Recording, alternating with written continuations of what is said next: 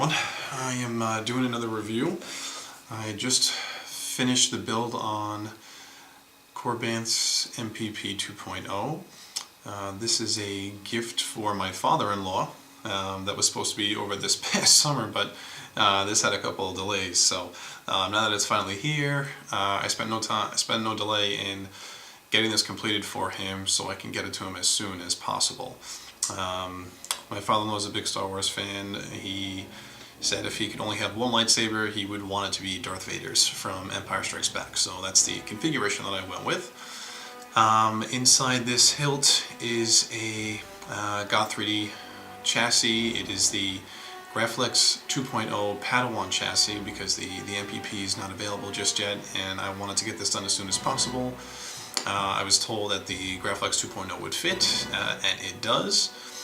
It's an 18650 3.7 volt batteries in here with a Spark 2 and a deep red white tri-cray and 28mm premium speaker. The saber itself feels great. It's got a really nice weight to it even before you put all of the electronics in, and with everything in here it just it feels right. Shamim said in his video that it kind of feels like the Master Replica's 2005 FX Saber, and it definitely has that feel to it with the blade in and without. It's just a really nice hefty hilt. I tried to make this as movie accurate as I possibly could given the resources and materials that I had. I did the Korbanth, Randy sent me the red and white wires here. I requested it when he sent out an update, and I was very happy to see that they came with the hilt, so I cut those and put those in. That probably was the most tedious part of this entire build, was getting those wires in there. Where this thick one is up in here, there are two tiny set screws that I was able to take out. And right now I cannot remember for the life of me what size it was, but it was a very, very small Allen wrench to take those out, so just be careful about that. I removed every hex screw that was in here. Those are all gone and replaced with slotted screws. I had a bunch of leftovers from my Graflex 2.0 build, so I was able to use most of those. Up in here, this is where blade retention is. This is where the LED retention is in my saber. Both of these, thankfully, I was able to get from Daniel George. Shout out to him for putting together those screw kits. Trust me, it's well worth getting it through him, and it saves you the hassle of shopping all over the place to get those screws. So that's part of the modifications that I made on this. The other big modification was I also did clamp activation other than just the bulb release up in here. So similar to my Graflex 2.0, where I did the red button and clamp activation, I did the same thing here. I did the button release here, as well as clamp card activation. Now for that, I made a hole inside the top portion of the chassis here, as well as into the inner core. So the wires pass through this upper section in here to go into the chassis. Now obviously you want to stick to doing, and it's nice because it's hid. You can't even see that where I did it. Even if I slide this up, I could slide this clamp up and down, and the wires are not gonna get tangled, which is quite nice about that. If you mistakenly do it in the bottom portion here, do not continue any further, because if you start to unscrew that, obviously you're going to screw the wires up and get those tangled. I've seen a few people question where they're going to do it. Once you think about it, just make sure you put it in the top one. Yeah, so with that, I put 3 sound fonts on here: the Wansith's MPP, and the second one is Lord Blacko's Rogue One, and the other one is the NEC All Too Easy, which comes with the boards. Alright, so with that, let me get it started.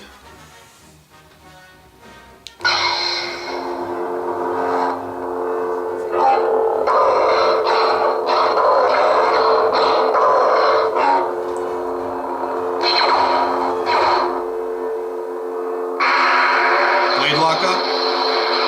Of course, blasting deflection. And what's nice about this is, if you can see in the video, I have the LED set right around here, so there is a little bit of shine through with those windows. I thought that was a nice little effect.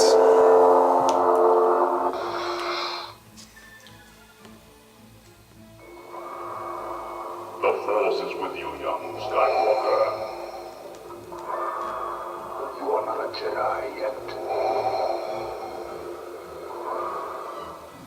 That's the font for the Korbanth MPP. If you only knew the power of the dark side. Here's Lord Blako's Vader for Rogue One.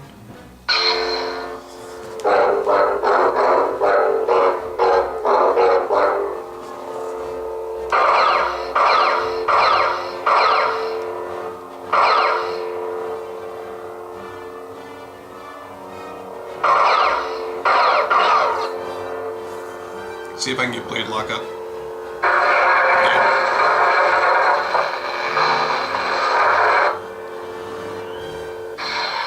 And then the final one is the All Too Easy from the NEC.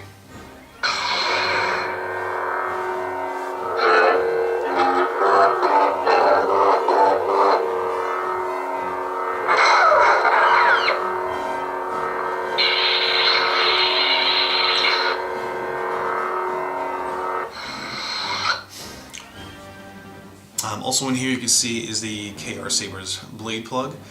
The only modification I have not made on this yet, and I plan on doing it within the next couple days before I am finally done with this and give this to my father-in-law, is taking off the lever.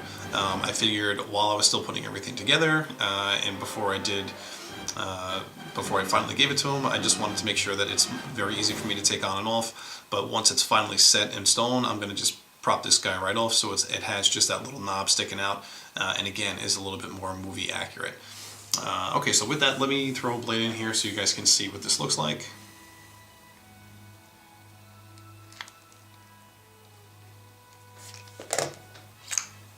Okay, again, there's the KR Saber's blade plug.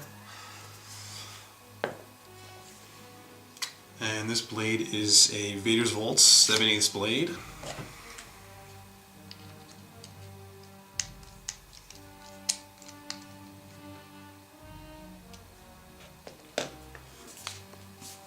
Okay, so here we go.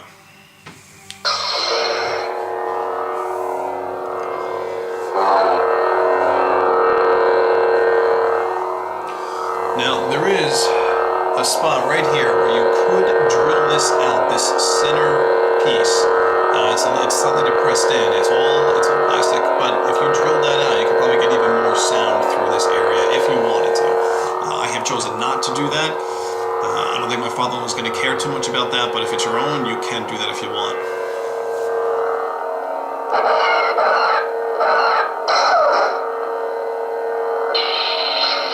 Blade lockup.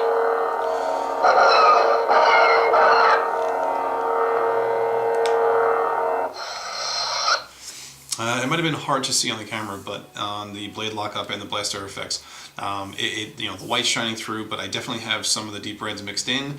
It's a little bit more pinkish when that does occur. I think it's a nice effect. As far as the Vader Saber goes, I think deep red is the way to go.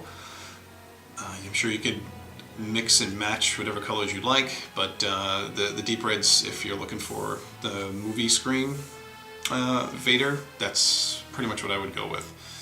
Overall, this was, again, other than the little tedious things that I did to make it a little bit more screen accurate, this was not a bad install at all.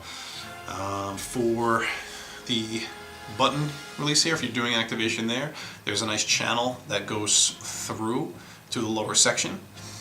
The only thing I had to do was I cut out a little piece of the chassis of the 3D printed plastic so that the wires could continue to go all the way through, because otherwise it would have hit a bump, and if it would have went over that, obviously when you're threading it through, you probably would have cut the wires up. So I had to I cut that down so that it laid straight through, which worked out to be a lot better. There's also, in that channel, I also drilled a set screw to hold the chassis in place. So the chassis, just like the Graflex 2.0, goes up into the inner core, probably about a little bit more than, probably like an inch or so. And then right in the middle of that, I drilled in a set screw to hold the chassis in place. And it worked great. So I'm very happy with that. Obviously I painted the bars black. They come silver. Let's see, other than that, nothing really else. I use, I think, Stock's MPP activation for the clamp. You can get that on Shapeways as well if you're ordering the Goth 3D chassis. You might as well throw that on there. That worked out great. Had to shave it down a little bit in order to get everything to fit, but it works pretty well. And I think, other than that, there's a lot of great helpful information on the MPP Addicts Facebook page. I would suggest going there if you're looking to do a build. There's some very helpful people on that page that even helped me kind of put this together. So yeah, guys, that's really about it. You know, I look forward to doing the next install. If you guys have any questions or comments, definitely put them below. And thanks again for watching, guys. All right, have a good night.